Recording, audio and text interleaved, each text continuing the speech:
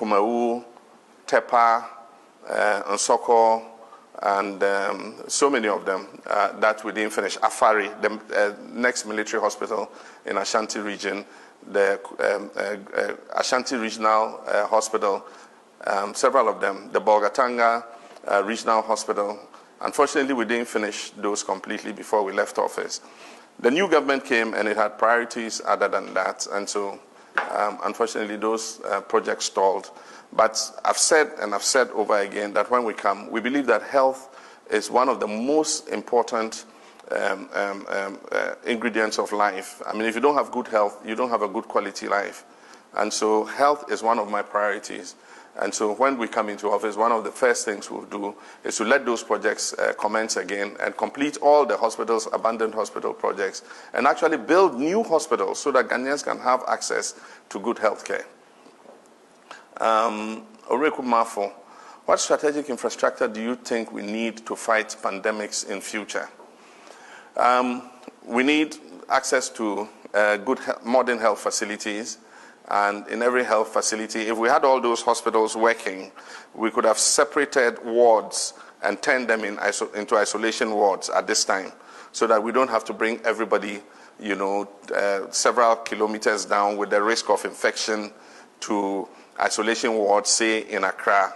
I hear the government has dedicated the University of Ghana Medical Center and the Ghana East Hospital as the principal medical facilities for treating COVID patients. But if we had finished all these projects, we could have taken sections of the wards and created isolation centers in many places. And so because we don't have that in many places, government is looking for schools and other places. But because they have not involved the chiefs and educated the chiefs and the assemblymen, then what is happening is every community you go to and you say you're going to set up an isolation center in one of the school blocks that is not being used, the people rise up and chase the people out. And that is the reason why you must involve the stakeholders, the chiefs, the traditional rulers, the assemblymen, the religious leaders. You must involve them. Because if you do, then they will understand that you're using the school temporarily, and that when you finish it's going to be fumigated. There's no risk that there will be infection of the locals, and that when it's all done, you must have some incentive for them, for sacrificing for us to use your school. Government will do this infrastructural project for you. And so these are things you can use to bring the people on board. Unfortunately, that has not been done. People just appear, they go and look at the school, and then you hear, oh, almost on the school, no be isolation center, and obviously they will refuse. And so I think we need to look at that. From Abeku Hayford in Cape Coast, Your Excellency, what are your plans for using science and technology in Ghana to fight future pandemics and to stabilize Ghana's economy? It is important that indeed, the pandemic has been good, has got some good outcomes in a way. A lot of us have learned how to use social and digital media of mass communication to be able to do business without having to physically move. And so in that way, we must continue that when we come out of this. We must use ICT technology so that where it is not necessary for people to move physically to a particular location, you can sit at home and have a teleconference. I had a virtual teleconference, a Zoom conference with my COVID team. I have had Zoom conferences with our political committee. I speak using WhatsApp video with several of my comrades in the morning if I need them to do something. And so I realized that a lot of the time we used to sit in cars and go outside, to go and meet physically. It wasn't necessary to do so. But we must use telemedicine. We must introduce telemedicine. And as I said, we must establish a National Infectious Diseases Center, which is much like the CDC in the US, the Center for Disease Control, I think, CDC. We must establish that here, which researches on pandemics, it researches on endemic illnesses, and predicts when there are going to be outbreaks, and advises government when and what time government should start preparations for anything. For instance, the Center for Disease Control in Ghana, the National Infectious Diseases Center, should be able to predict that the CSM period is coming in. You need this number of vaccines. You need this number of personnel to do this awareness program. You must start it at this time so that you don't have more people dying. The cholera season is coming. You must start public awareness. You must ensure that water is flowing properly so that people don't, use contaminated water. These are things that, such a center can do. It can look at diseases outside, and when there's an outbreak somewhere, say that, look, we better watch this. This disease could spread to Ghana. And so it's something that I'm committed to, and it's something we'll activate if, by the grace of God and the grace of the Ghanaian people, I get elected as president. How would you have felt if your opponents were virtually running parallel structures under your rule in such a situation as we are in? Is it prudent to be constantly in the public domain preferring solutions rather than share your ideas with the appropriate authority, which is the presidency? Well, I don't have that channel of communication with the presidency, unfortunately. And if I had that channel, I probably could have made those suggestions. As I said in the first answer to the first question, I'm being a citizen, and I believe that in being a citizen, I should prefer whatever suggestions I have, and that is what I have sought to do. I set up a COVID team to help, the national response team. And our COVID team has been meeting, and they have presented 2 reports to the national response team. They discussed the responses with me. I went through them with them, and we made suggestions. Some of these suggestions that I have made publicly are contained in the reports of our COVID team that were presented to government. And so it's not that I just make them publicly. We also have them on paper, and our COVID team has presented 2 reports to government so far since this outbreak. We've tried to lend our collaboration to government as best as we can, and I hope that we have been helpful.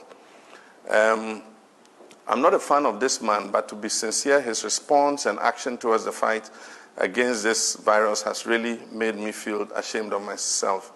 I think he has won my love and interest in him. I pray that God will strengthen him for me and Ghana as a whole. And this is from Ajay Samuel. Ajay Samuel, I thank you for your kind words. And as long as I continue to have life and God grants me good health, I will give back to my country what my country has given to me. I believe my country has been generous to me, and it is my country that has made me who I am. And until I'm 6 feet in the ground with every energy available to me, I'll continue to participate in public discourse and to offer the best suggestions that I have. Don McElvis, how do you feel being condemned by the MPP about the hospitals you built, but now being used as treatment centers? I think I've answered this question already, and I just feel grateful that whatever we did has become useful at this time in helping to save Ghanaian lives. And so I don't feel a sense of vindication. I think that all these were built with the the taxpayers' money of Ghana, and we must make use of them. If, by the grace of God and the permission of the Ghanaian people, I become president again, everything that this government has used taxpayers' money for will not be left abandoned. We'll finish them, because it's a waste, to use taxpayers' money, leave half-completed hospitals. You're paying the loans for them, and yet you won't complete them so that Ghanaians can use them.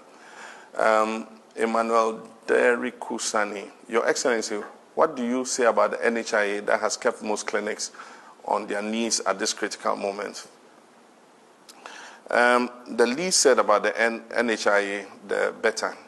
The modeling that was done of the NHIA showed that it would last a certain number of years. And so before I left office, I made a committee do an extensive review of the NHIA and to see how we could get additional funds in to prolong the life of the NHIA. I believe that that review exists, and if government can take a look at it, we are taking a look at it, and in our manifesto, we will include some of the things that will be necessary to prolong the life of the NHI. Unfortunately, the NHI is in a worse condition. It was said that under my administration, the NHI was in the mortuary or was about to die. It is now even closer to death than before. I hear that some service providers have not been paid for more than 10 months. Others have not been paid for 6 months. And it's created a major problem because when I went on the speak out, in most places people complained that if you went, the only thing you got free was the card and consulting. Aside from that, all medicine, paracetamol and everything, you had to go out and buy. And so we have to see how we can resuscitate the NHI. All too soon, we're almost at the end of this conversation. We're going to have further conversations, digital conversations going forward on the kind of world that we're going to see after this pandemic. And I want you to join me when I call on you. So let me thank all of you for joining, who have found time to join this conversation. It is a pledge. I thank you for joining this conversation. And it is a pledge I'm making to make myself available for more interactions, and I will continue to do that. For those who have registered to join the Let's Talk initiative on my website, www.johnmahama.org, I thank you, and I'll be engaging with you all as I promised. And I urge government to help the poor and vulnerable. They need help, and let's continue to be compassionate and to feed them. Let us also protect our health workers. They need PPEs and the basic tools to be able to care for us and to be motivated. And let's continue to stay safe, to protect ourselves and our families. And I thank you to all, I'd say thank you to all our media partners that have helped expand the reach of this conversation from online to TV and radio. And I wish the sick God's almighty healing.